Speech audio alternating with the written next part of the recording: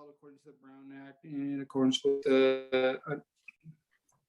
the emergency COVID-19 governor's order in 2920. So we are, I'm sorry about that.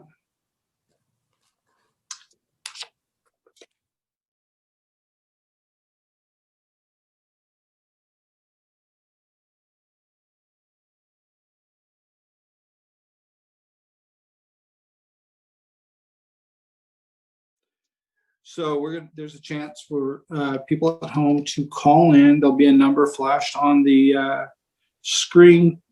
There'll be an ID number presented and a passcode for you to get in. We encourage people from home to call in, understanding that everybody that wants to be heard needs to be heard on any and all communications that they want to hear tonight. Tonight, we're going to open with a flag salute. The flag salute is going to be held by myself. If you want to follow along, please do. Please understand there's no disrespect in that we're not standing, and it is not, again, we're not disrespecting anybody at this moment or anything at all with the challenges that we have going on tonight. So, Katie, would you please? I pledge allegiance to the flag of the United States of America and to the republic of which it stands, one nation, under God, indivisible, with liberty and justice for all. Katie, can I get a roll call, please? All right, roll call. Commissioner Blakely. Here. Commissioner Bradley. Here. Commissioner Church. Here. Commissioner Halley. Here. Chairman Mobley. Here. And excuse me, I don't see Vice Chair Rogers and Commissioner Seitz. Here. So thank you all for being here tonight.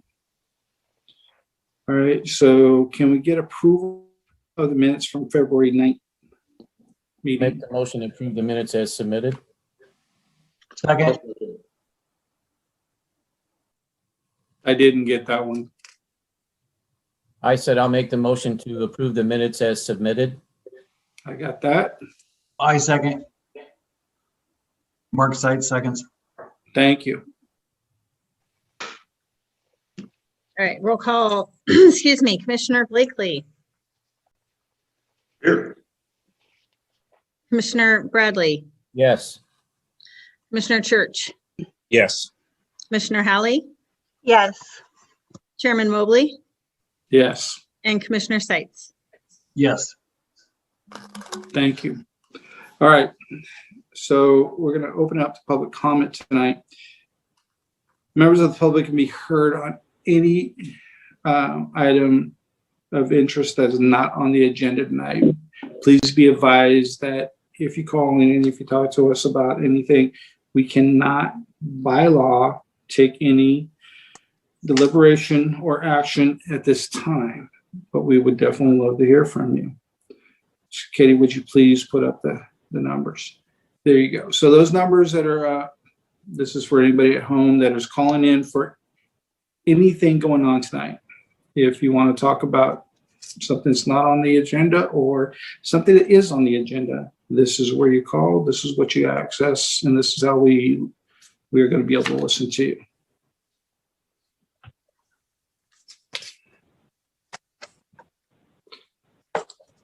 While we're waiting, how's everybody doing?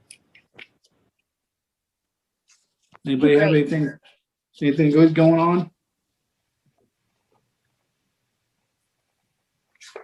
Anything spectacular happened to anybody this week? Somebody win the lottery? I went to the casino and I came back $5.63 better. Yeah, you won. That's But good. that's a winner. That's a winner.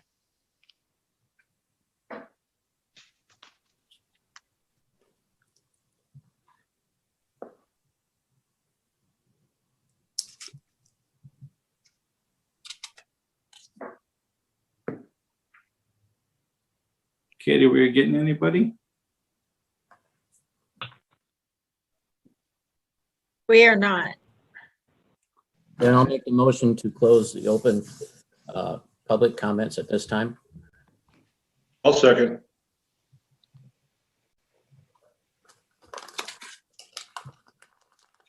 All right, then at this point, we're gonna move on.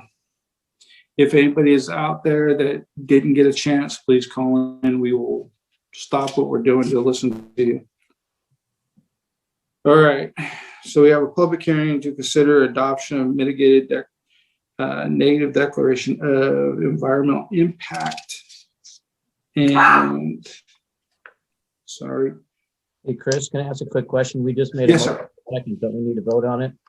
No, I think Katie put it through on one of the meetings that if it's a simple thing, we're moving on. Am I Technically, right? technically the chairman can close the public comment portions Without a motion? without a roll call vote. Great, okay, sorry. Yeah, I think we went over one night with without having to worry about it too much on some of these things to where it's kind of moving things along. So again, tonight's business is a public hearing to consider a adoption of a mitigated negative declaration of environmental impact mitigated report, adoption of consideration of permit of Rennerville Road Fire Station. I'm getting some background noise, so if anybody has their microphone open, please mute that.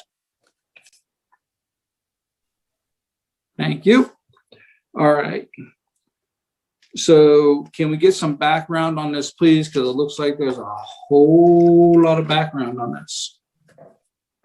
Yes, thank you, Chairman Mobley, and thank you, planning commissioners. So yeah, the applicant for this project is the Fortuna Fire Protection District, and they're proposing construction of a new fire station on an 8-acre parcel at the south end of Rennerville Road, just before it turns out of town. And the purpose of this is to basically replace the Campton Heights fire station. So, it's not really increasing any service, except that it will, give them more room and, allow them to have more modern facility in a less crowded, it's the Campton Heights station on School Street is impacted by lack of parking and just the narrow nature of that road. So there are two parts to this tonight. You did read it in the title, the agenda title, but you'll be making two motions or, taking two actions after you hear the presentation. The first one, so this project is subject to the California Environmental Quality Act, and that requires adoption of some kind of an environmental report or review of a report. And then in this case, staff is proposing that you adopt a mitigated negative declaration of environmental impact.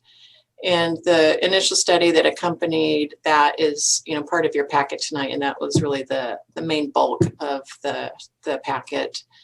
And also that motion will also adopt a mitigation monitoring and reporting program. And then the second motion would be to approve the conditional use permit with conditions of approval. So hopefully you had a chance to review those, and I will go over it now. And I'm going to put the overhead on to show you the exhibits here and give the public also a chance to understand the project. Let's see, slideshow.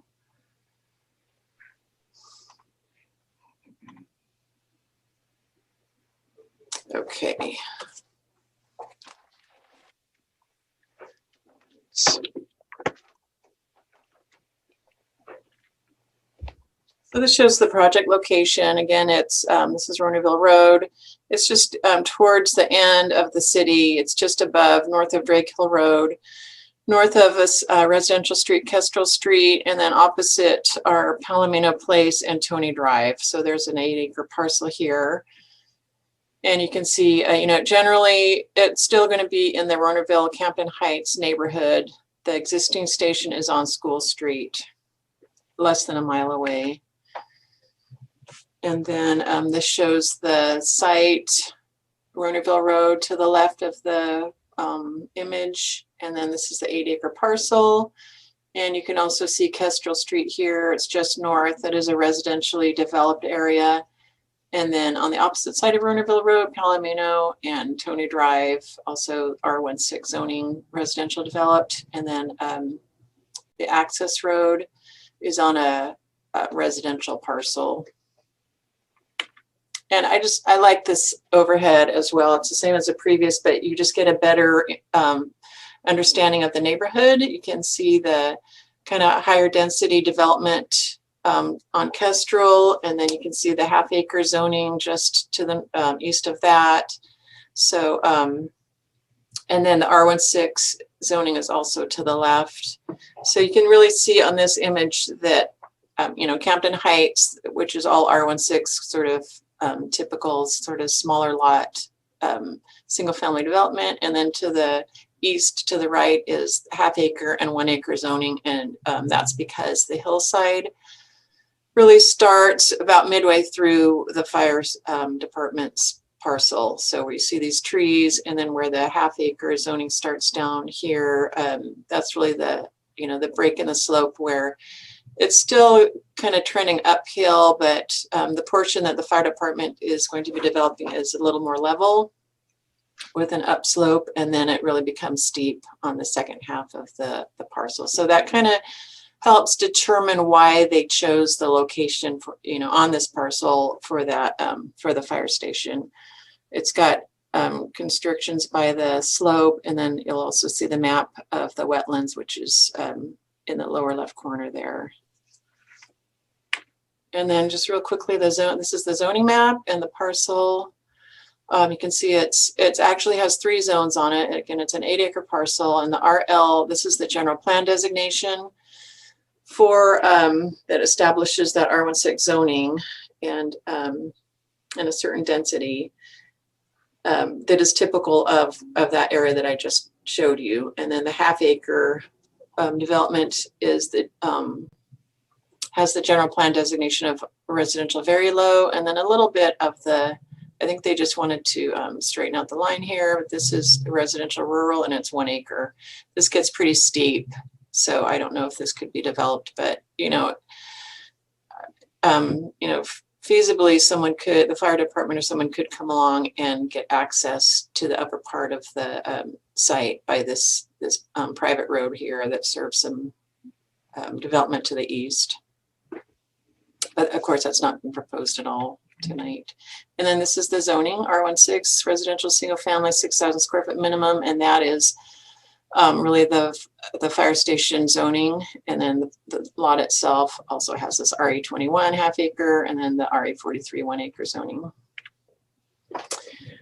And as far as the zoning goes, so it is a single family zoning.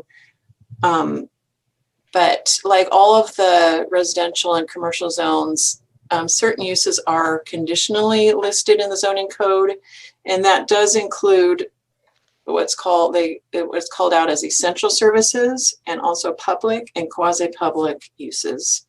So those are all conditionally allowed in the R16 zone, and that's where the fire department use permit is coming in as an essential service. Obviously, a firefighting facility is an essential service, and it's also probably considered a quasi-public. So it's a public agency. It's not a city or a county, so it's a different type of public agency, and so it's considered a quasi-public use. So the zoning code or Fortuna Municipal Code does allow issuance of a use permit, and so that's what's being requested tonight. And then the conditions of approval, are all, and the site design and the conditions of approval are all geared towards making sure that the fire station is compatible and doesn't cause any conflicts or issues with that residential neighborhood. And we'll go over those. So this is the site plan. You can see the whole 8-acre parcel on this image. I have a close-up of the fire station on the next slide. I just wanted you to be able to see the entire site. And you can see, that the driveway is coming in on the existing driveway on the neighboring parcel, and then easement will be created for the shared use of that driveway. And Rennerville Road is to the left here. And here's a little bit of a close-up. So the project components, of course, include the fire station that's shown in brown here, kind of oriented towards the northwest, the driveway, parking lot, and then you can see the 13, there's 8 parking spaces on this side and then 5, I think 4 or 5 on the other. There's 13 parking spaces total. And then this is a turnaround for the fire trucks. There will be a sidewalk on the far side, on the north side. So that will be constructed. And then on this image, you can see the stormwater detention basin, the low impact development designed stormwater. It's a dry pond, and the purpose is to collect rainwater runoff from the parking lot and the building. And then that will be diverted into this stormwater channel, and then into the culvert, and it's an existing culvert that then connects to the city stormwater system. And then you can kind of see a little bit, the light blue here is the existing wetlands. So this site does have a 9.1 acre wetland that has been surveyed and delineated. And I'll talk about that later. I just kind of wanted to give you an idea of all the different components. And this map does show the 25-foot proposed setback from the wetland. And that's a request of the applicant. So the stormwater basin, the detention basin, is proposed to be located outside of the 25-foot setback. So normally under the general plan, a 50-foot setback from wetlands is required, but the general plan, of course, does allow reduction to a 25-foot setback with like a justification and through an analysis done by a biological report. So that's part of the CEQA document and part of your packet, and I'll talk about that in a little bit. I'm going to get through the image, the basic layout. So the building footprint is 5,000 square feet. The total developed area is 41,000. So that leaves the parking facility of about 21,000 square feet and the detention basin of approximately 4,800 square feet. And then just other improvements associated with this would be just pretty straightforward connection to water and sewer and other utility facilities that are located in Rennerville Road and won't need upgrading there. It'll just need laterals to the facility.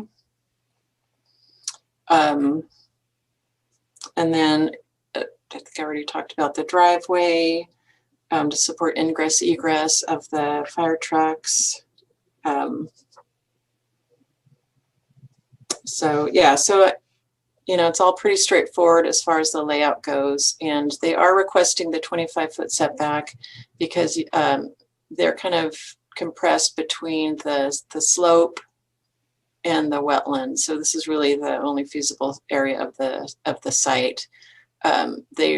This image does show the retaining wall, and it would be a total of 11 feet into the hillside. And then I think at some point, it varies between 11 feet at the steepest or the tallest, and then 4 feet. So, pushing the building over to the west kind of helps reduce the size of that retaining wall. And then just a couple things about the operation of the site that not really associated with the site plan, but the operations of the facility the main thing about that is the traffic and just the employee, the intensity of the use. So the typical response would involve on average 5 volunteers to the site.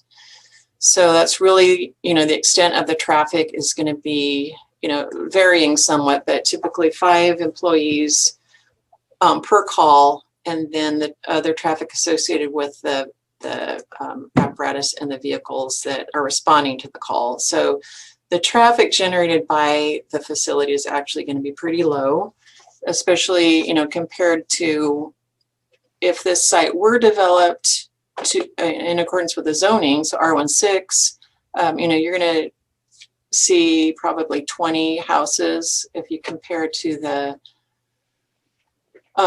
development just to the south of this, the R16 and the RE20 zoning. I think comparably that was developed to 20 houses. So that's going to generate a lot more traffic, if it were developed under the land use and the zoning. So, compared to the 5 employees or the 5 volunteers and then the fire truck traffic, it's actually going to be pretty low.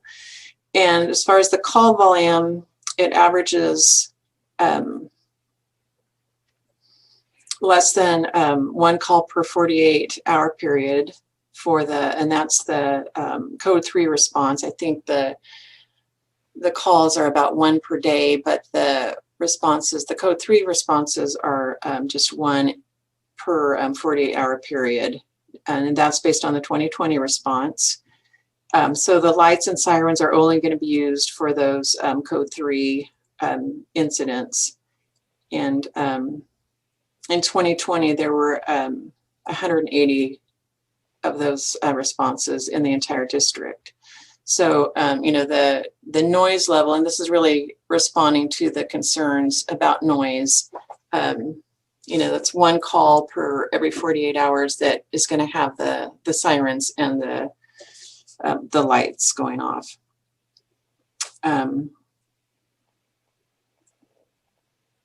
And then, minor additional traffic to and from the location would be limited to monthly meetings and drills and facility maintenance and occasional events. For the most part, the more intense training will take place on the main facility on Fortuna Boulevard. So that's actually built as a training center, and actually the fire department's training facility is under construction now behind the main hall there. So, that's where the district-wide training is going to take place. And this facility is really going to be limited, I believe, to, just the volunteers who are going to be manning this site and the use of that equipment. So that extra traffic is going to be pretty minor as well. And then the other traffic issue has to do with the safety of the trucks entering onto Fortuna Boulevard, Ronerville Road. And we did have the city engineer help with an analysis of the what we call the line of sight. So as trucks are exiting onto Ronerville Road, and the other thing about the sirens is that the sirens won't be turned on until they get to this point, to the driveway. So it's going to be pretty minimal as far as the duration of the siren sound, just being turned on at the driveway, and then it's the brief time when they'll be driving on. And again, there won't be any actual increase in sirens. This is just a relocation. So some of the sirens already are in this vicinity, just from the Campton Heights existing facility. Relatively, the increase is just going to be new to this. A portion of that will be new to this neighborhood. So to get back to the line of sight, so the Caltrans, so the city engineer used the Caltrans Highway Design Manual, and that guidance is that the line of sight for vehicles entering Ronerville Road from the intersection is 500 feet. So they're going to need to see at least 500 feet in each direction in order to be able to respond and have cars respond to them. And then the stopping distance for vehicles traveling on Ronaville Road is, there's a need for 450 feet. And the total available line of sight at this intersection is 1,000 feet in each direction. So,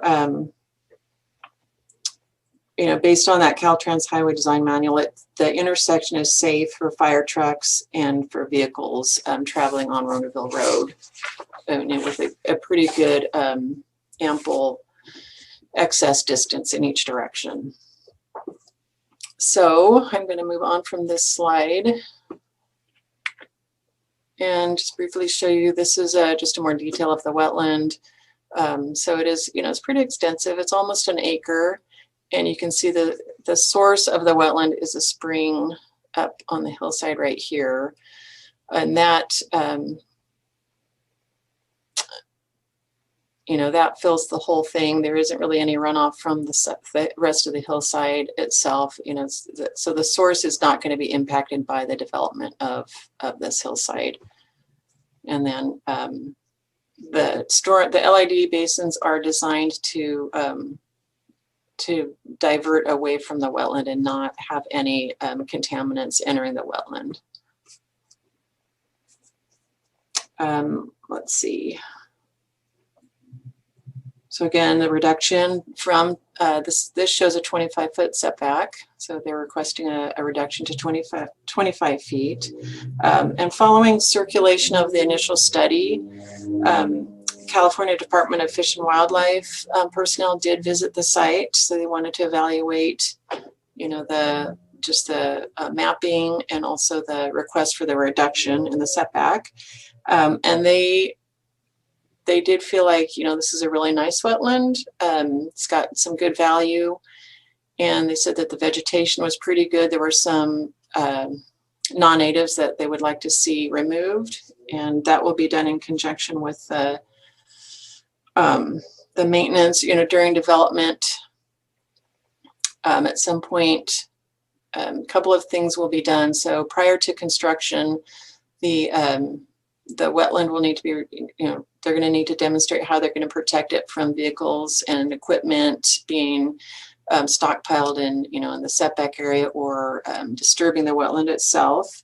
And then also, as far as for maintenance of the wetland, or just the enhancement of the area, they will be removing the Himalayan blackberry and other non-natives from the wetland and from the 25-foot buffer area.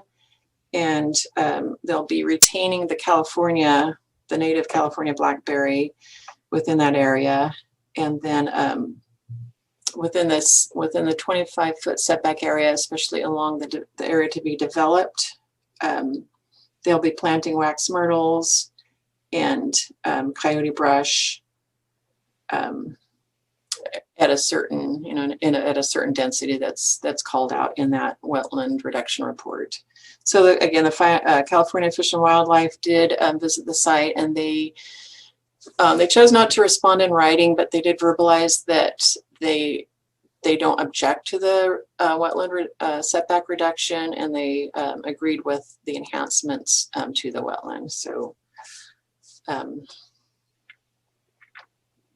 and then the building itself. So these are the proposed elevations. And so the applicant describes it as, you know, intending for this design to fit in with the surroundings, you know, with the colors fitting in, and the design, you know, has a lot of architectural similarities to a residential development or residential structure. You know, we see the pitched roof with the multiple elevations, the use of, you know, strong eaves that give it a good, you know, strong architectural feel to it. Gables with the vertical siding and horizontal siding on the walls. We've got the variation material with the use of the brick wainscoting and the columns as well, and a little residential type of balcony.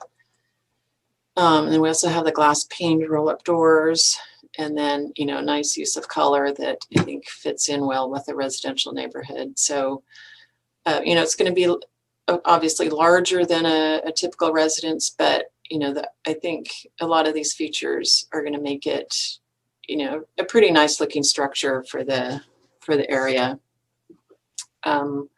Let's see. So a couple more things. The main part of the building is 1 story, and this is the the truck and the apparatus and equipment storage. And then this section is a 2-story with offices, and then a living quarters on top. So, and then you can see a couple of other. This is the rear. A couple of other elevations there. So, kind of the last part. So one of your motions will be to consider their environmental component and adopt, again, the mitigated negative declaration. So under CEQA, the California Environmental Quality Act, projects are subject to CEQA, and a project is something that is defined by CEQA as something that is considered and to be approved by the local agency. So conditional use permits and development of the site is subject to CEQA.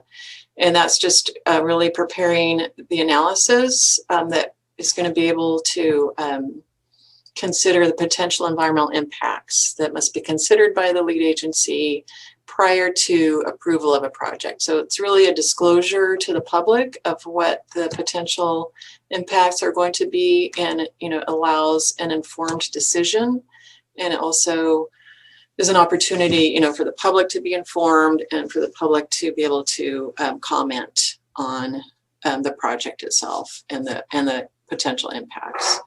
So in this case, instead of something like, typically we might hear about an environmental impact report, this is kind of a scaled down version for a smaller project. And the document that's prepared is the initial study, and the document to be adopted is the mitigated negative declaration, which is really the statement that the city is making about the findings. And also, so it helps us identify and allows us to mitigate any potential negative impacts.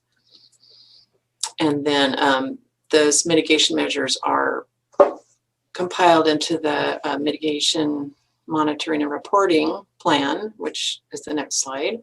But that initial study really goes over a wide range of topics, and I'm not going to go over all of these, but they are in the document, and it's kind of just a disclosure that these things have been considered by the city in making the decision. So the mitigation monitoring and reporting program did identify mitigation in order to reduce impacts to less than significant under the topics of air quality, and that generally includes BMP's best management practices for dust reduction to maintain air quality, biological resources, including special surveys for pre-construction surveys for special status birds, bats, amphibians, and reptiles, and measures to be taken if any archaeological or paleontological resources are uncovered during construction, which would be, stopping construction, getting a qualified specialist on site to evaluate, and then making a determination about the appropriate response. Hazardous materials, so how to prevent discharge of really construction phase hazardous materials, and then water quality, including BMPs to protect water quality, mostly during construction. And then the public notice is a really important part of both the CEQA process and just the Fortuna Municipal Code for conditional use permits. And so public review of that initial study, it was initiated on January 16th. That started a 30-day public comment period, and we have a pretty good dissemination of that initial study. It gets sent to the state clearinghouse, and they distribute it to state agencies that have an interest in the project. So that's like the natural resource agencies and others. And then it's posted in the Times Standard and posted on the city website. And because of that review, we did get a written response from the Regional Water Quality Control Board.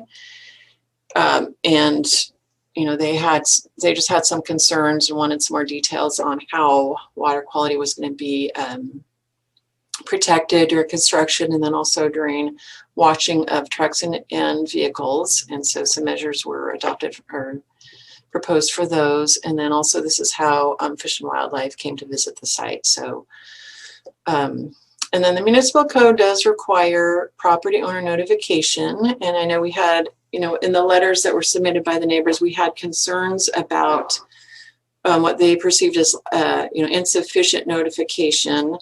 The municipal code has standards for notification, and this is really a common practice by cities throughout the state. There are also, not just in the municipal code, but there are also state requirements for notification on public hearings. And so we did send out 54 mailers to the property owners within 300 feet. The code requires at least 10 days before the public hearing. Unfortunately, we don't notice applications as they come in. It's really after we've reviewed it and after, a lot of the internal analysis takes place. And then when the project is ready, that's when it gets noticed. But, definitely the purpose of that noticing is to allow the public to comment on the project. And so we did send out 54 properties. We actually sent it out about 3 weks or about 20 days before the public hearing because, we knew that it was going to be somewhat sensitive. It's a big project and that there are a lot of residences around it. So we did want to make sure that people had ample notice. Even though,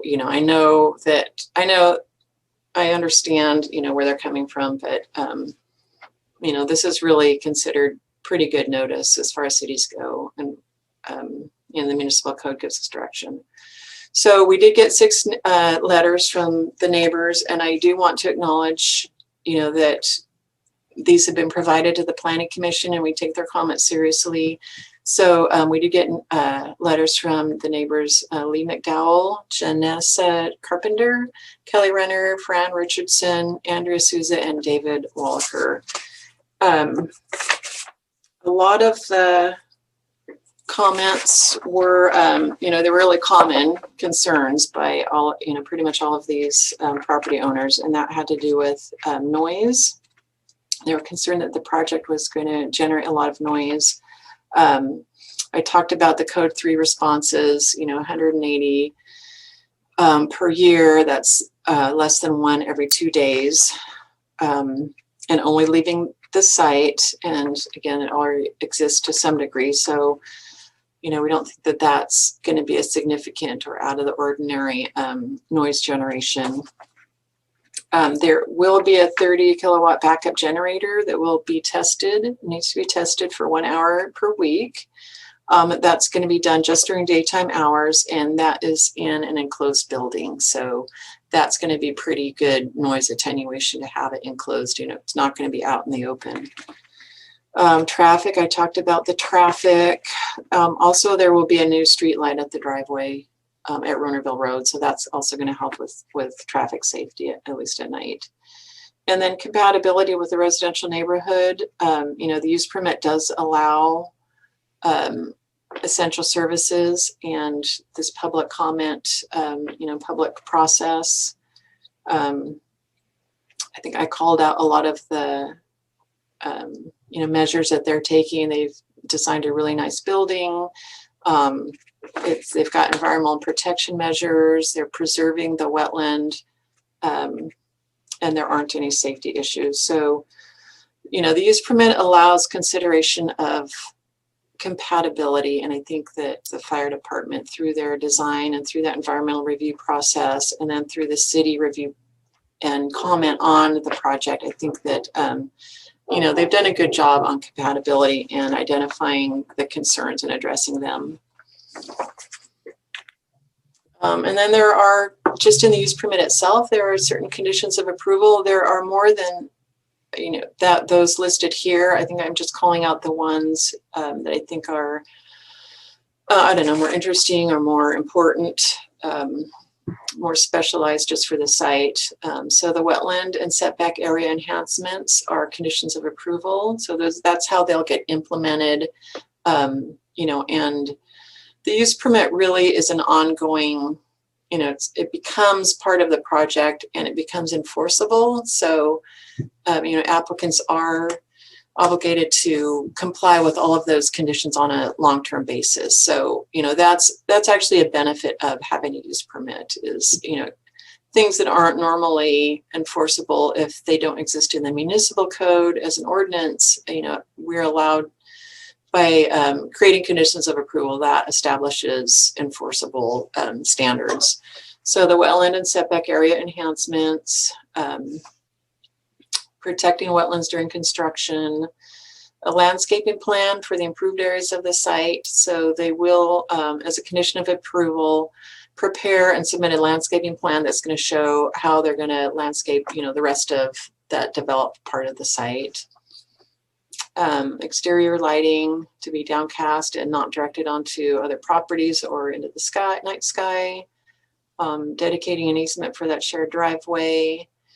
The vehicle wash water will have to discharge in a way that complies with state and city stormwater guidelines so that it doesn't go directly into the wetlands or into the city stormwater. But that's something that they will be able to design on their building permit plans. And then general improvements to comply with city standards. That really just includes like the driveway, the access road, street lights, utilities, and stormwater. So thank you for bearing with me. These are the two motions in front of you. One is the first one, P 2021-2058, is to adopt that mitigated negative declaration and the mitigation monitoring and reporting program. And the second resolution, P 2021-2059, is for the conditional use permit. So I'm going to hand that back to you. We do have Lon Winburn, the fire chief, here. And then we have Andrea Hilton. She's with GHD, and she really carried the initial study and put it together and presented that to the city. So I will hand that back to the chairman. Thank you, Liz. That was a long one. Okay, so to the rest of you, anybody have any questions or comments for staff at the moment? I have a question for staff. If we wanted to table either one motion or both, we can do that as a planning commission, correct? The planning commission has the authority or ability to continue a public hearing without adopting. Sure, that's part of your ability. I wouldn't do just one though, because they really go together. Absolutely. For clarity's sake, motion one is with the environmental quality report or study or whatever. Yeah. And motion two is to actually grant the use permit for that site, correct? Correct, yes.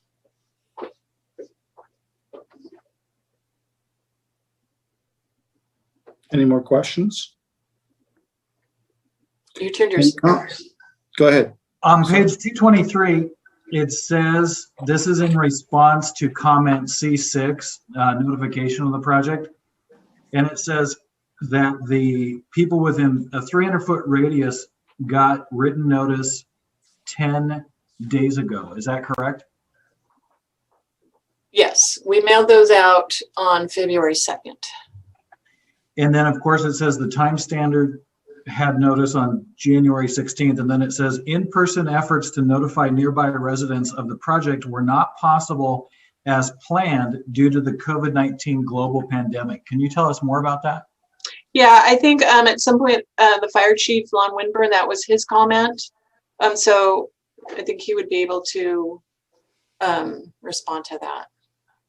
Yeah, Lon Winburn here, and yeah, thank you for the chance to respond. Yeah, that was back in April. We had put together a plan to go door to door, and then realized that probably wasn't a great idea, just because of COVID. And so then we thought about mailing letters out to the residents, and felt that was impersonal. And then one thing led to another, and here we are. So, our intent was to do that. And I personally think, we're part of this community, have been for a long, long time. And I feel that would have been the right thing to do. I think timing just was terrible. So, at any rate, that's the reason it didn't go door to door. The intent was there, but we let COVID get in the way, and maybe we shouldn't have. Lon, could you talk to us more about, it seems like almost all the public comment, people are not happy about the notice, coming this close, and they wanted more participation from the fire department. So could you speak to that? For me, that seems like the big issue. Well, I think that's what I was kind of alluding to. We did have intents to get out there to the public back in April, and do the door-to-door thing. Due to the COVID thing, we felt that was not a good choice. We felt that we would be people wouldn't appreciate coming door to door with COVID just kind of taking off a little bit. So our intent was to get back out there midsummer, fall, somewhere in there, and take another shot at it. And things didn't get better with COVID, as you know. So and then from there, it just time got behind us. So again, I'll say the same thing. We're part of this community, and we appreciate the people that support us. And the whole community has always supported us. We certainly want this project to blend. And I do think that we are willing and capable to calm the fears that are out there in regards to noise, in regards to traffic concerns, all that sort of thing. I hope that helps answer your question. Well, let's think too about a solution. What would be what do you propose doing, to alleviate some of these concerns that the public is expressing at this point? I would say I'm prepared to answer any questions that come up, whether it's regarding why we chose that location, whether it's regarding traffic safety concerns, call volume, all of that. Well, let's start with that one, because I know I brought that up a little while ago. Is why did you choose that location? That location, Liz alluded to the line of sight thing per Caltrans studies. And the one thing that we needed to enter Ronerville Road was line of sight. So that was the primary reason for looking at that piece when we found it and considering it. We looked at Airport Road, we looked at Drake Hill Road. And as you all know, if you come out on Drake Hill Road and want to go north towards downtown, that's just not going to work. That turns right there. So that area, and that would be our heaviest response, would be to off of Drake Hill Road onto Ronerville Road, and more so to the north and to the south. So that pretty much eliminated that. And we didn't really want to go through that more congested residential zone if we were somewhere around Airport Road. We didn't want to go down Thelma. We didn't want to go down Ronald to get to School Street. That wouldn't make a whole lot of sense. So that was the primary reason for choosing that site. It's also a good location to serve the immediate area. It gives us quick access to downtown to support the downtown station, gives us quick access to Hydesville to support that effort. And we're close to the airport, which is a little bit more of a low frequency but high hazard area for us. So noise-wise, Lon, because I know that's going to be has been, looking at some of the comments, a factor. I've read through it. The citywide siren up on the pole, will that be installed? I'm going to say no to that. I know that's an issue. No, that the pole siren is not going to move to that location. So we can definitely assure you of that. The pole sirens downtown will remain. We are looking at a curfew for those. So that's something that we'll see in the future. The Campton Heights station the current Campton Heights station is on the table for possible sale. The commissioners have not made a decision on what they're going to do with that. The siren would stay there until that station goes. So I can't really answer to that for that particular pole siren, but there will be no pole siren at the Ronerville station. In talking about the generator, as Liz mentioned, the generator will be housed inside, and we'll make sure there's extra protection for that as far as insulation goes and that sort of thing. It will run 1 hour per week on a weekday schedule, and of course it will run for power outages, obviously. And if I can address the truck sirens, so I ran stats today from January 1 through this morning. And out of that station, in that time period, which is about 7 weeks, we had 25 responses out of that station. 8 of those were code 3. The remainder were code 2, no lights, no sirens. 8 of those were code 3. And out of those 8, only 6 would or did require siren usage. Code 3 doesn't mean that we flip the siren on. We do flip the lights on, but the sirens are utilized based on traffic conditions, pedestrian and vehicle traffic. And we just don't run them at 3 o'clock in the morning. We're not going to flip siren on. It doesn't work that way. It doesn't do anybody any good. If there's no traffic, There you go. if there's no traffic, we just don't need a siren. And our operators are very well schooled in that. And I understand where people are coming from, because you think of a fire station and what do you think? It's nothing but sirens blaring. Well, that's really not the case. So, Lon, can I ask you a quick question? One more. So, at your 2 current stations, they're in on Ronerville, downtown and in Campton Heights. How many complaints do you get for noise from your neighbors at this time? The only complaints we get are due to the pole sirens. I have never had a complaint about a fire engine siren. So I've had complaints about other things regarding fire engines, but certainly not about the sirens. The pole sirens, yes, we do get complaints about that, and understandably so. I get it. What people don't understand is that is one of our primary ways to communicate, being a volunteer agency. So we certainly don't want to see those pole sirens go away, but we do need to look at curfews and other options. But again, not at the Ronerville station site.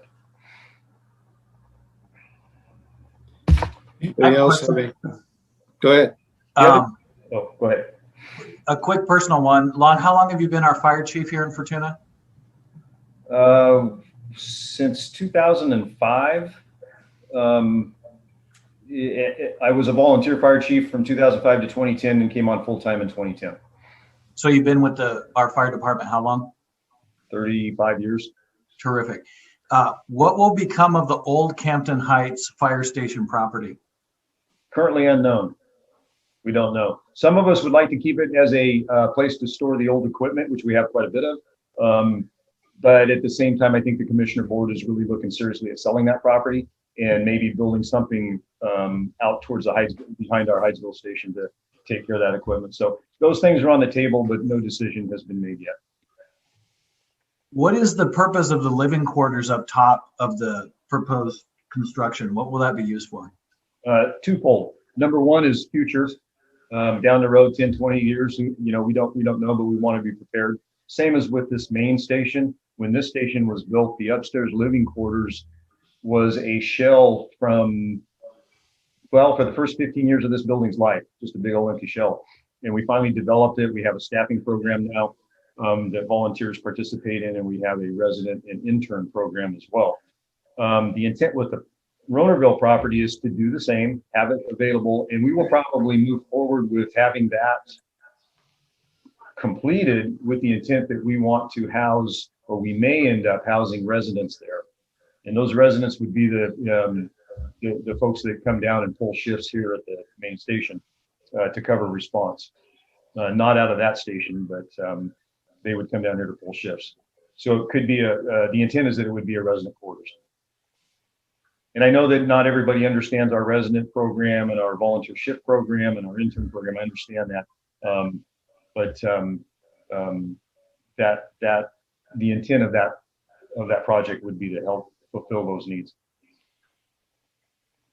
Would the property be used for community activities and available for rental? No to the rental.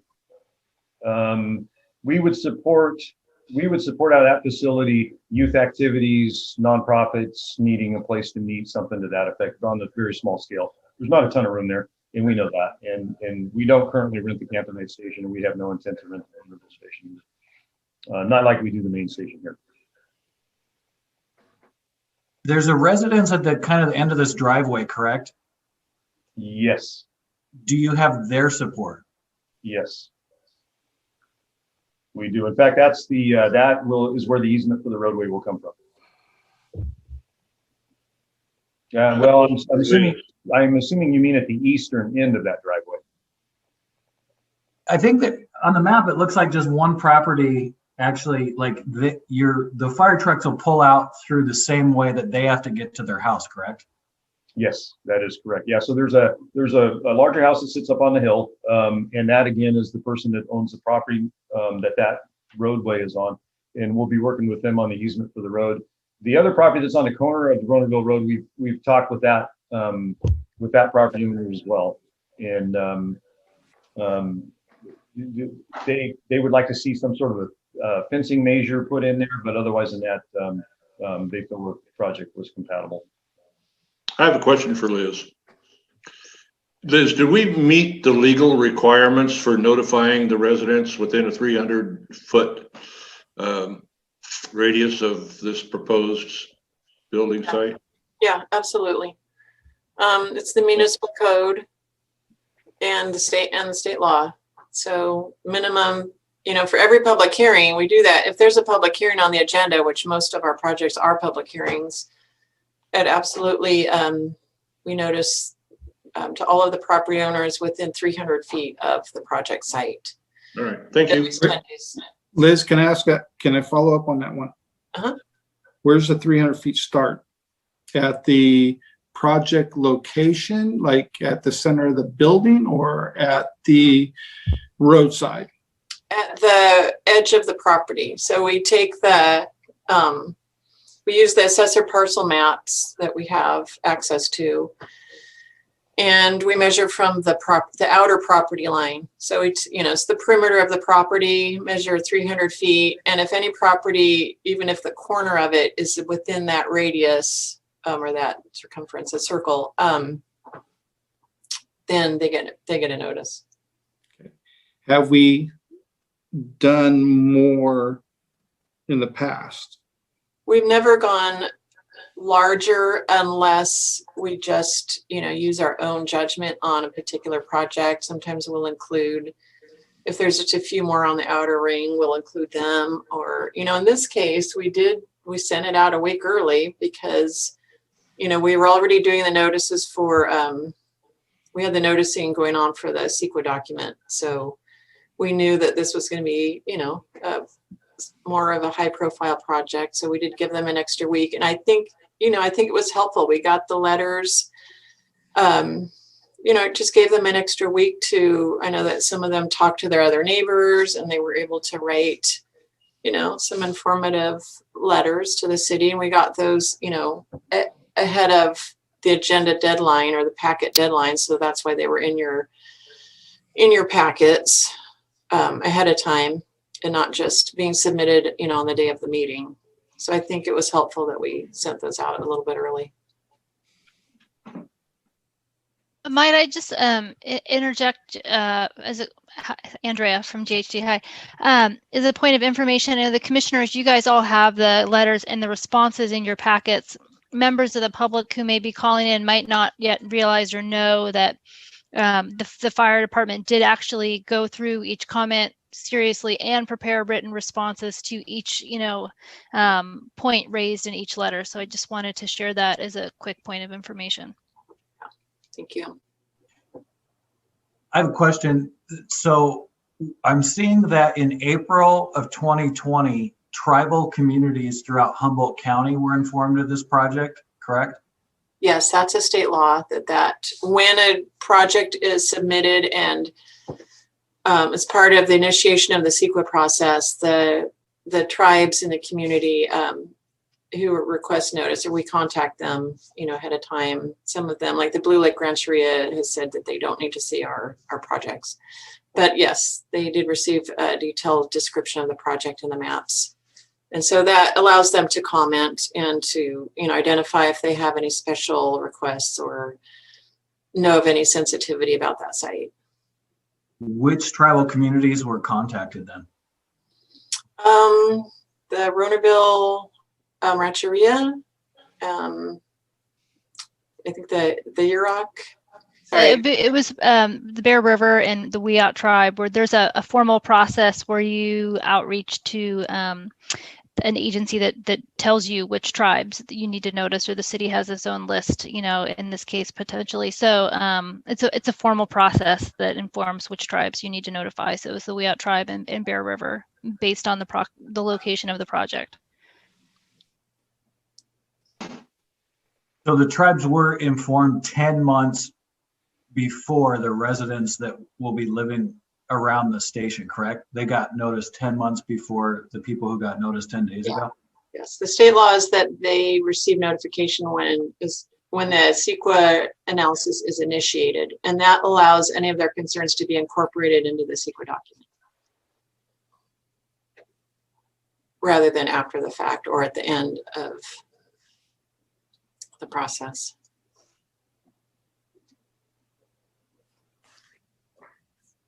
So reading all these letters on my end, I don't see any that I see what we've been talking about for the last few minutes.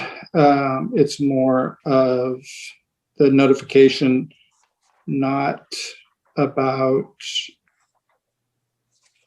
not wanting the station. It's more about notification. Am I wrong on that from anybody? Has everybody read all these letters and followed all this? I think they have concerns about the noise. I mean, their letters express concerns about the noise, and I think we addressed that as far as, the sirens really not being as frequent as they probably are imagining. And the generator noise, the generator is going to be, enclosed within a building, so that's not going to end up being noisy. The traffic, I think we've addressed the traffic, with an average of 5 volunteers per incident, that's going to generate very little traffic compared to what would be there for residential development.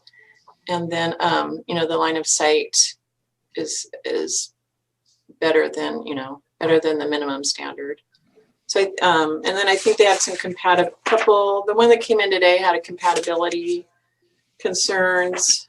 And I think with the noise and the traffic being addressed, and and then seeing the design of the building and the treatment of the site, I think the compatibility issue has been addressed as well. Yeah. Anybody else have any issues or comments about this? Katie, how many people do you got sitting on hold? Looks like we have possibly 3. I'm not sure. I have one hand raised right now that would like to speak during the public comment period. All right. So we would like to hear from anyone about this. I'm not going to give a time limit tonight because this is a big project and everybody needs to be heard on what they want to say. And we'd like to keep it open and the communication going. If it starts to get to a point, then I'll interrupt. But right now I'm going to open it to public comment. So Katie, would you please? Okay, I'm going to open up for the first person that has their hand raised, and then I'm going to share the screen, so bear with me. Thank you for doing that. Do you have a name of the person?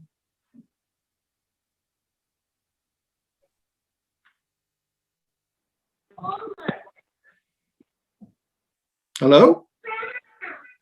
Hi, my name is Kelly Renner. I had written one of the letters that was sent in. Hi, Kelly. Thank you for coming. In. Thank you for having it. We obviously did have some concerns about the compatibility being in our neighborhood, and I do appreciate the effort to answer the majority of those questions. As you did state before, we definitely were kind of surprised by the project. The notification did seem to be somewhat sudden for a lot of us. I understand the 300-foot radius being how you determine who you notify, but it seemed like a lot of the people that will be impacted were still not notified. People in our neighborhood who just happen to live, 5 houses down or something, would end up not getting notified, even though the driveway is just across from the street to get to their house. And I do get the COVID pandemic has put a damper on a lot of things, obviously. So I get not going door to door. Maybe in summer it could have been done. I went door to door with my mask on, and I stood way far back and just asked if people had heard about it, and it seemed to go just fine.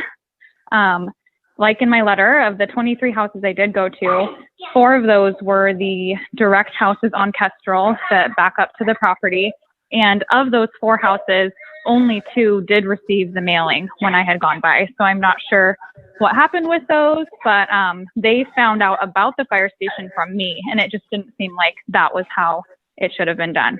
So I do think that that was definitely a main concern. Another concern, obviously, is the noise. We understand that the lights and sirens are not always utilized, and we do get that it was only 180 calls, it seems like, for 2020. However, 2020 was not a typical year in any means. Those response statistics don't really seem like they will be accurate moving forward, as we were in a stay-at-home order for so long of the year, and there were no public events being held. There was less traffic on the road, so obviously less accidents and less calls. So I don't know that those numbers are really realistic for what we should expect in our neighborhood. The increased traffic, 5 people per call coming in. If there is only 180 calls, that's still 900 additional vehicles driving into that driveway per year. And that's if we only have 180 calls that need lights and sirens. That's not including all the calls. So there will be a definite increase in traffic, and we already have a traffic issue back here for sure. We have a school bus stop directly across from where the fire station will be. We also have no crosswalks, so people are trying to bolt between traffic as it is to get over there. So we would appreciate some sort of safety lights. I think if that's something that we can get worked in, where when there's a call, lights could be turned on to get traffic to slow down and pay attention, because we have so many people walking around. We have kids on bikes and people walking their dogs, and we have lots of elderly people around too, going out on their walks. And a street light being added at the driveway only just doesn't seem like it's going to do enough for the traffic situation to make it feel like a safe thing to have.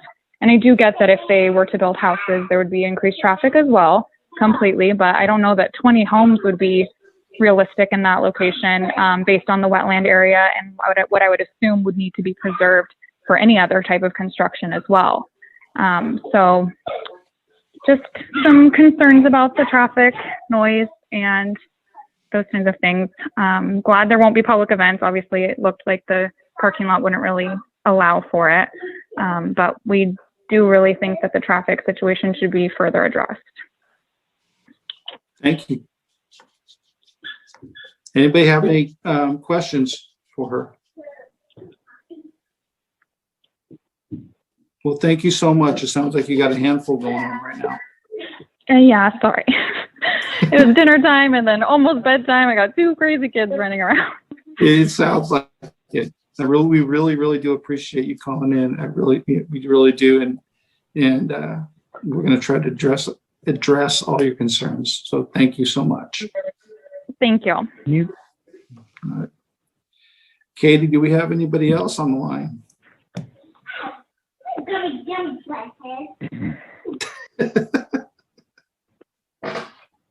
Thank you so much.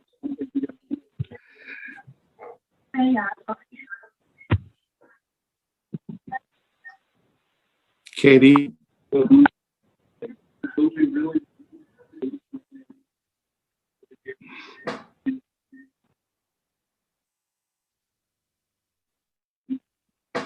Yeah, Katie, can you hear me? You're muted.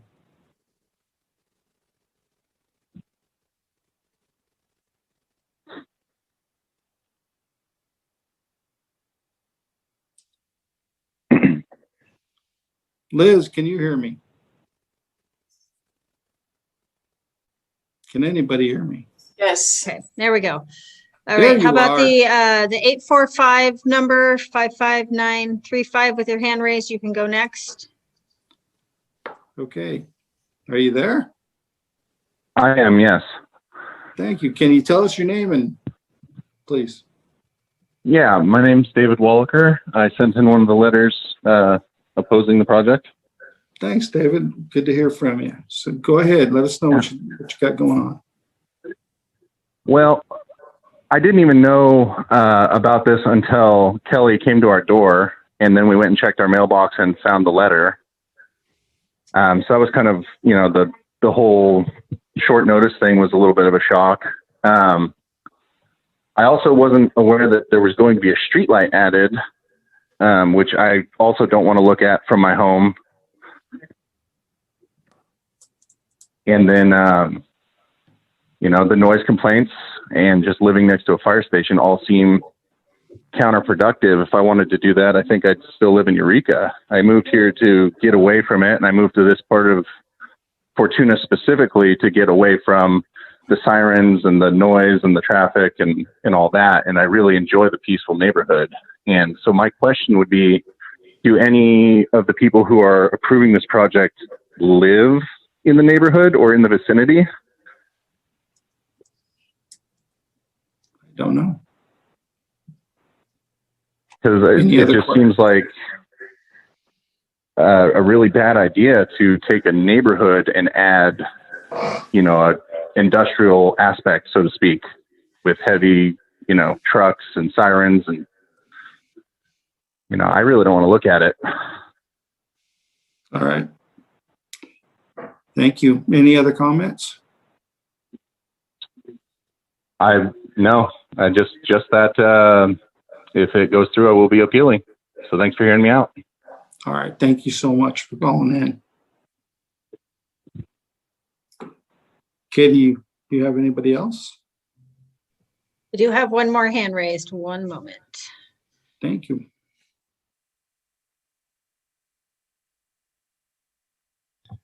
The 396. Go ahead. Hello?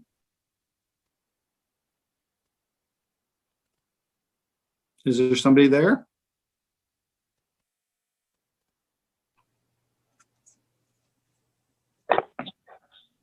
Oh, I hear something. Hi, this is Kelly. Sorry, I think I hit it more than once. Okay. So I think it was just me again All right. while I was Kelly. waiting, but I'm good. You're all done. All right. Thank you. Yeah, thank you.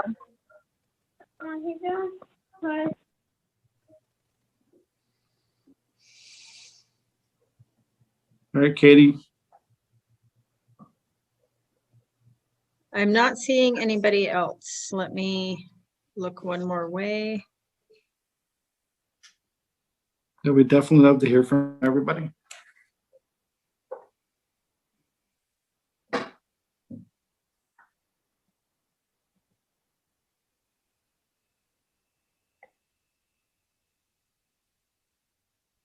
Kevin, are you on? Okay, I don't have any other hands raised. All right, thank you. Kevin, Yeah, I'm here.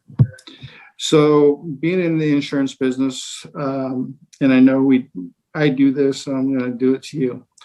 Being in the insurance business, as far as property values, home values, that kind of thing, people living in and around the fire department, does that help or hinder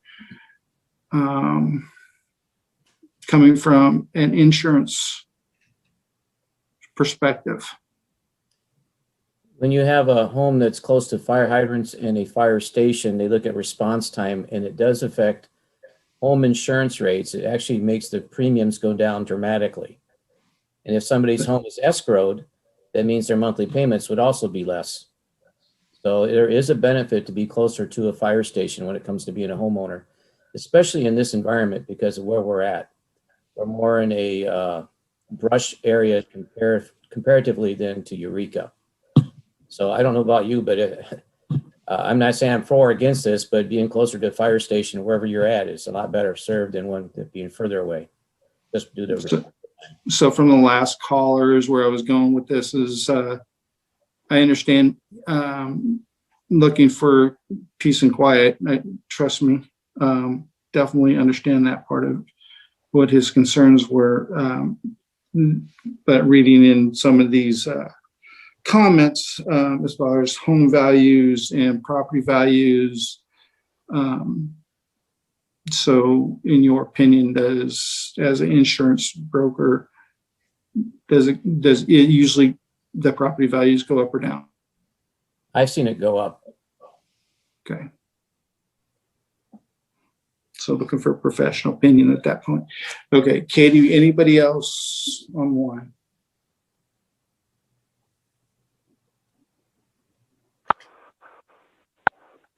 No new calls. All right, thank you. All right, so hearing none, looking to close public comment. So moved. Looking for a second. I'll second that. Thank you. All right, so we're going to move on. So we're going to come back to the planning commissioners. You're all here. Any questions, comments about anything we've heard tonight as far as the notifications, the comments we're getting from the public, from the letters, anything like that? Can I address the mailings a minute? You address anything you want. I've noticed that here in the city of Fortuna, especially with my business, that one day somebody could mail something from Fortuna and be to me in 3 days. Another time it could be 3 weeks. We do have a problem with our mail in this community. And I know that, and Liz, you're gonna have to help me out here. I'm not sure what the window is, but I know when I was a planning commissioner back in Indiana, you had to notify people within 30 days of the meeting with regards to anything that's within that 300-foot radius. I don't know what ours is for Fortuna, but I think we need to take into consideration that with COVID, it's noticed nationwide that when it comes to the U.S. Postal Service, that there are delays in the delivery service. And I think going forward, we need to address that and maybe put that into our leeway if it's at all feasible.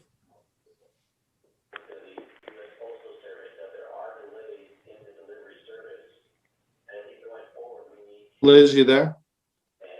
Yeah, so, I mean, going forward, I think it's something that we can, we can look into and see what the timelines actually are. We can maybe communicate with the post office and just do some, we can do some testing ourselves to see what the situation actually is. Let me give you a concise example. I sent a certified letter to Eureka.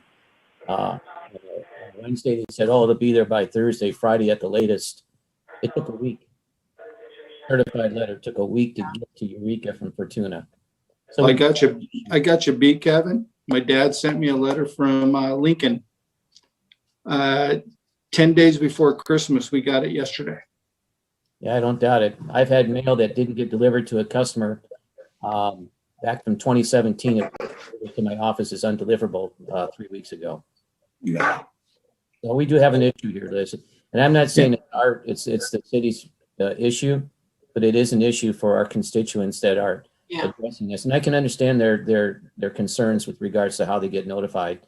But I hope they understand too that there's some things that are out of your hands and it's really in the Postal Service hands too. And that's just a very difficult situation we're all going to have to figure out how to work with. Yeah.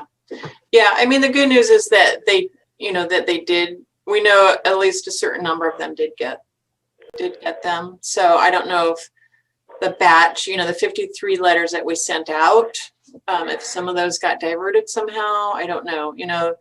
All of them were sent from City Hall to Fortuna addresses. So hopefully they all got received, but we at least know that a batch of them did. But I think, moving forward, we can do some detective work and just kind of, do some testing, talk to the post office, see if they know what kind of issues there are in Fortuna, and then also just, be sensitive and try to get the notices out even a few weeks earlier. Mark, you got something? Yeah, I have a follow-up. What, from Liz's perspective or anyone, Lon, what's the downside if we choose to table this tonight to allow more time for more public input. What's the downside to that? How would that impact things negatively, or would it? Lon here. I guess from the fire district standpoint, we're looking to, get the project out to bid. Obviously we can't do that until this is solved, so we can finalize the plan set and move forward with that, because that's all going to take a fair amount of time as well. And it's a big project. We're hoping to get, the project up and running and done before the dead of winter next year. So I guess that would be probably the biggest impact on our part, if that makes sense. So Mark, can I ask you, you've talked about it a couple times and just want to touch on it. So why would you want to table it?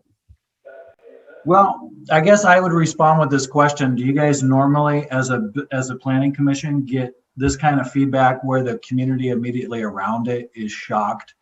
And you had Kelly Renner, residents, maybe some of them found out from her as opposed to the fire department or the city. So is that normal? Not from her, but there was a letter in their mailbox. It's not our fault that they don't check the mail. So we normally get feedback like this on projects? We've gotten a lot of feedback on different ways. Yeah. We've had some large attendance and some with next to no attendance. And not saying that this is that there is a bad thing that we got what we got. We call ourselves the friendly city. So Liz saying that she sent it out early and doing that kind of thing was a good thing. I think that I know myself, if something was going on in my neighborhood and I'm not looking in time standard, just it ain't happening. Putting it in that is just seems like I'm not looking at anybody else, be honest, anybody else looking at time standard every morning to see what's going on in their neighborhood. It's just, okay. So it's not happening. Nobody gives a damn what's going on in time standard, what's going on in your neighborhood. You're waiting for that letter to come in your mailbox. So there's honesty. is there a thing on Lost Coast Outpost that we can post things on too when it comes to something like this? The minimum requirement is to publish it in a newspaper of general circulation.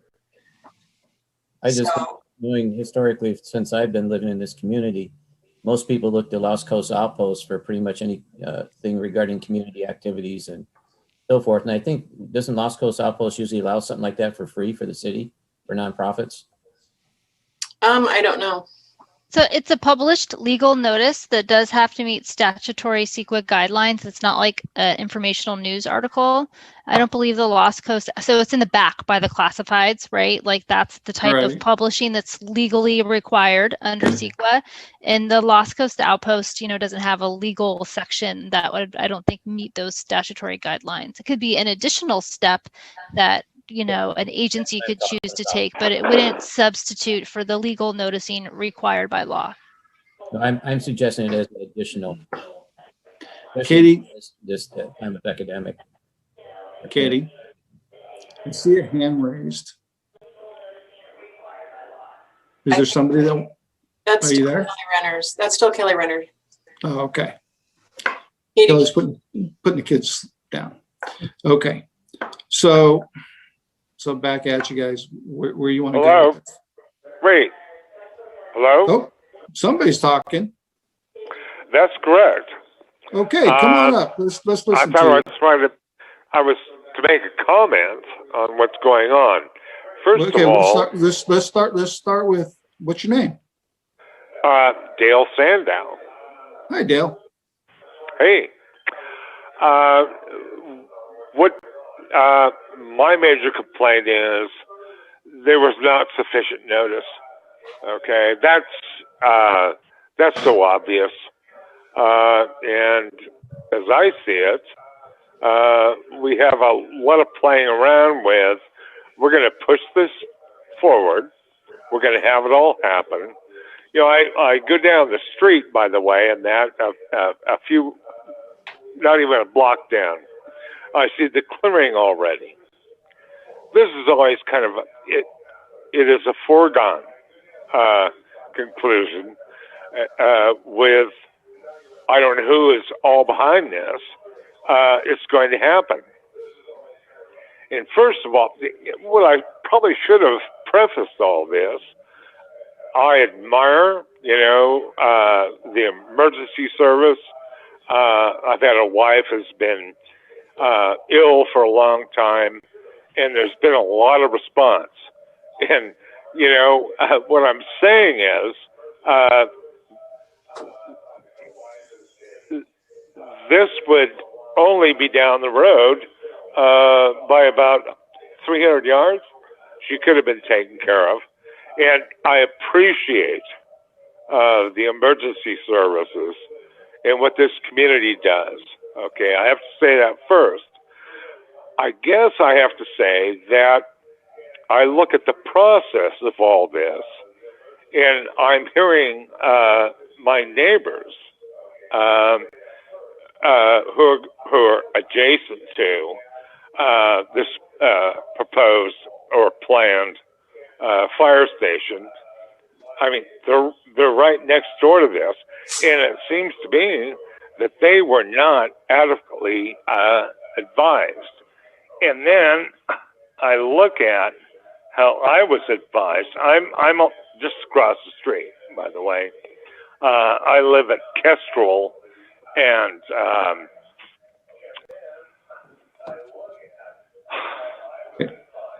I'm looking at the date of your advice, and how could there be any community discussion other than I've heard, and by the way, I've been involved. As a matter of fact, I was controller of a multi-discipline engineering firm that did studies and implemented for AT&T transcontinental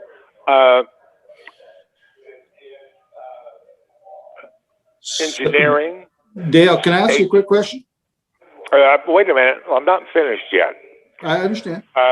Wait, please. Go ahead. And I remember in those processes to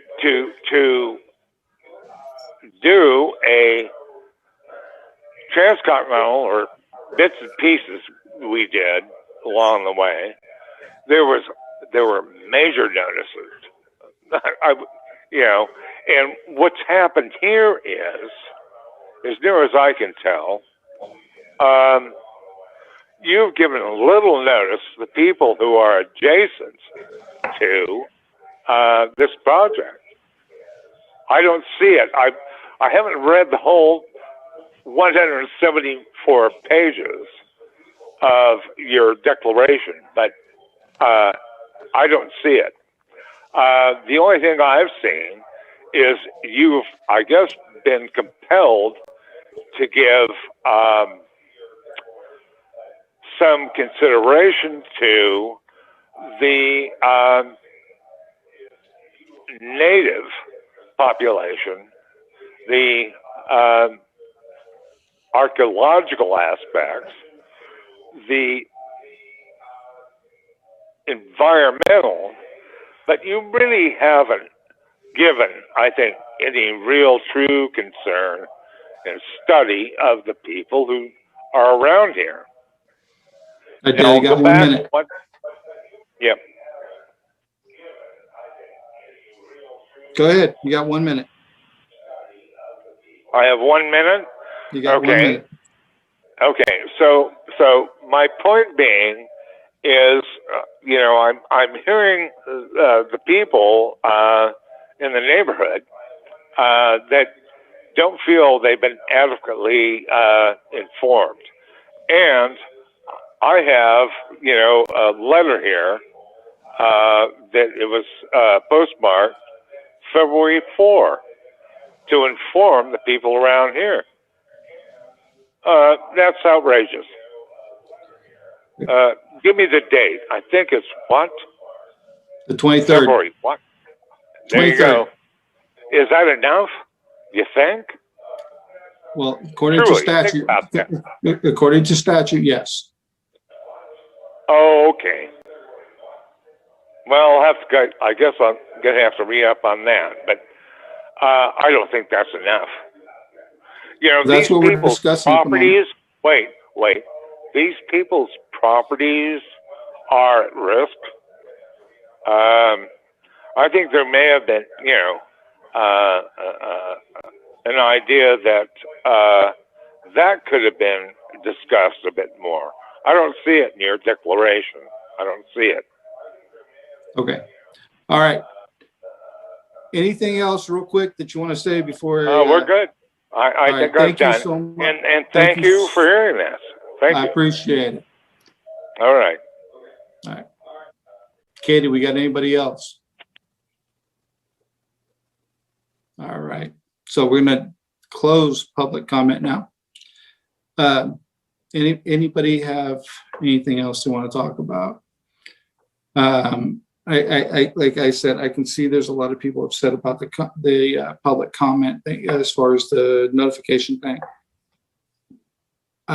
It sounds like we went beyond what we're supposed to, from what I've been told. But again, it's not my decision what's going on here tonight. It's all yours. So what's going on is up to you. What's going on? Talk to me. Mark. I would love to hear from Commissioner Church, Commissioner Halley, and Commissioner Blakely. I have lived across the street from a firehouse before in my life, and I actually admired it and was thankful it was there. The noise didn't bother me because it did get kind of in the distance. You do get used to it. Fire stations are kept so beautifully. It's a very safe environment.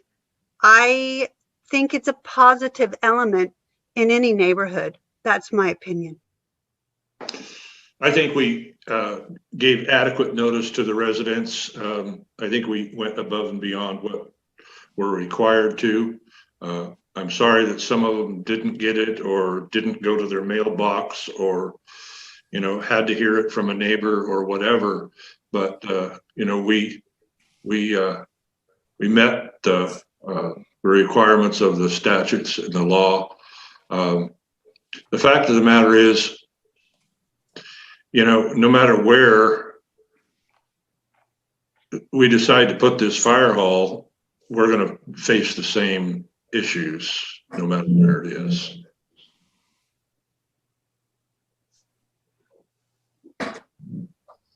Jason? Yeah, as far as the fire department going in, I don't have a problem with it. I don't, like you said, you're not going to ever please everyone. I think it would be good to have it there. I don't see an issue with the fire department itself. The main thing that I see, which is the same thing, it's just a broken record, is the notices. And, Liz saying that, she met the minimum requirement. Me, you, like you said, you're the friendly city. We're the friendly city. Minimum requirement. I mean, come on, big project. I would have to say, even as pointing some blame towards Lon, is I think he should have gone out there a little bit harder and notified more people and in any aspect because of how big the project is. But, we're here now. People know about it now. Hopefully the people that need to know about it. But, as far as the project, I don't see an issue with it. Like I said, it's more of the notice thing for me. Okay. Anybody have any questions for Andrea?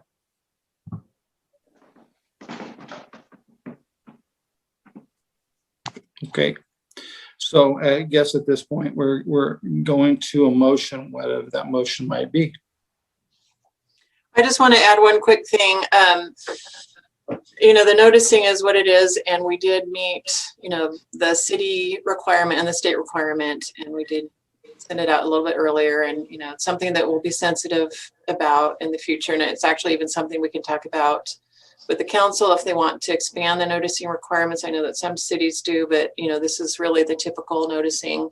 And the comments, the concerns, I understand the neighbors' concerns, and it can be kind of surprising and jarring to have a new project in your neighborhood that you're not anticipating, and that's a personal thing that does affect people.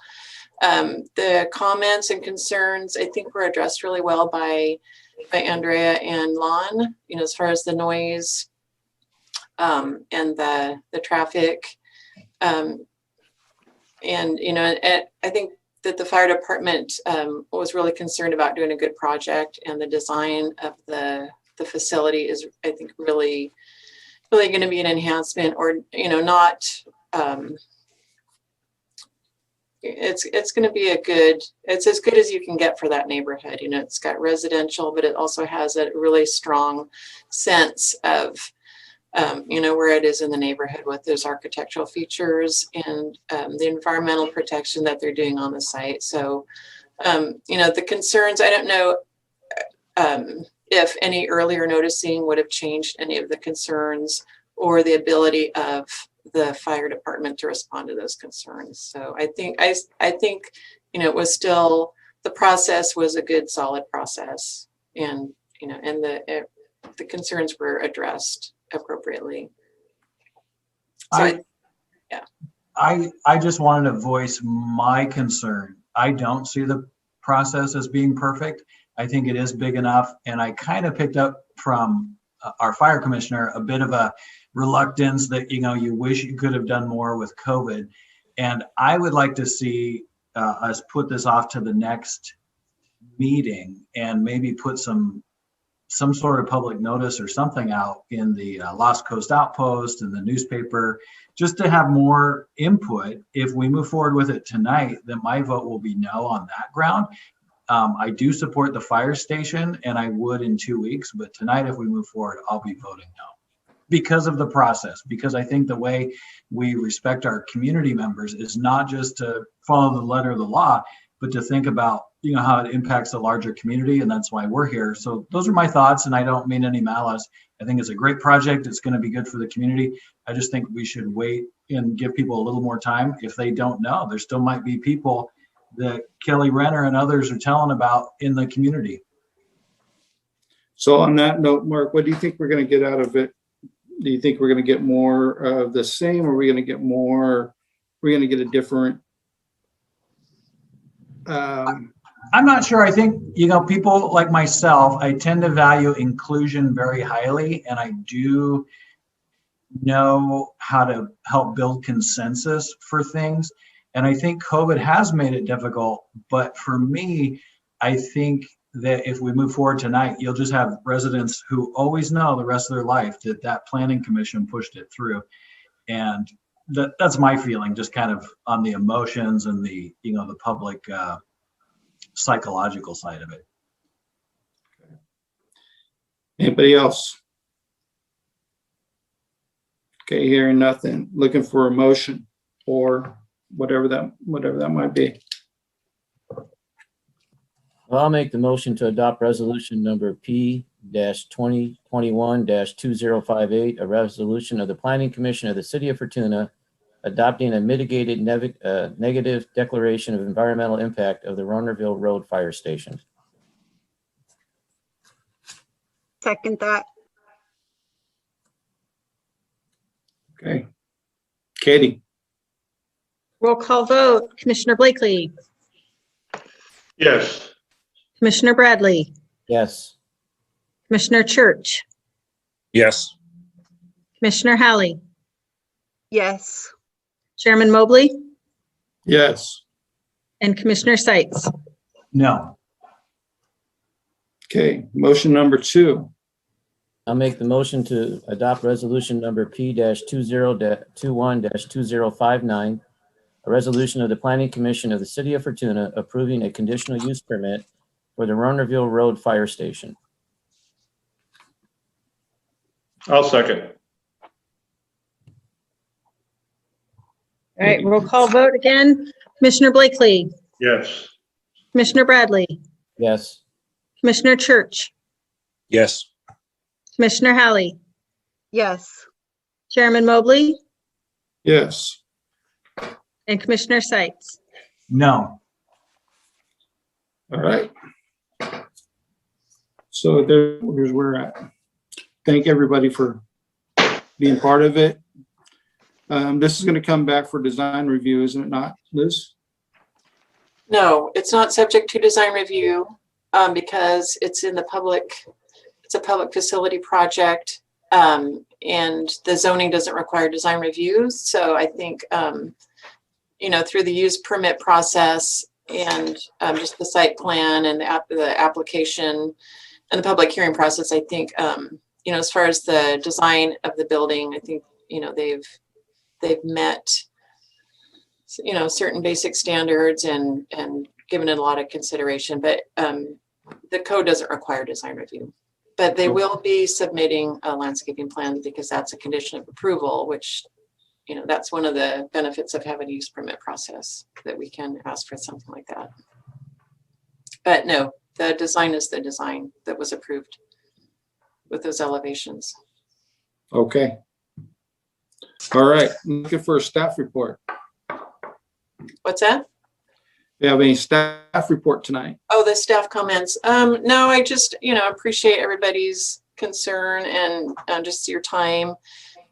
This was a, you know, a big project and there's a lot of material, and I know, you know, for the commission, I guess in that regard, you guys don't have a lot of time as well. And this one is kind of bigger than usual. So yeah, thanks for all of your input and just your consideration of the project. Well, I appreciate everybody showing up and all the comments we got from everyone. It is a big deal for everybody to get their voice heard, and definitely appreciate that. And anybody at home that's watching that didn't get their voice heard, please come back on the next one, because there's always a next one, so we can all hear everybody. So thank you, and looking for a motion to adjourn. I'll make that motion to adjourn. I'll second that. All right. Thank you Last all. roll call. Last roll call. Last roll call vote. Commissioner Blakely, Yes. Commissioner Bradley, Yes. Commissioner Church, Yes. Commissioner Hallie, Yes. Chairman Mobley, Yes. and Commissioner Seitz. Yes.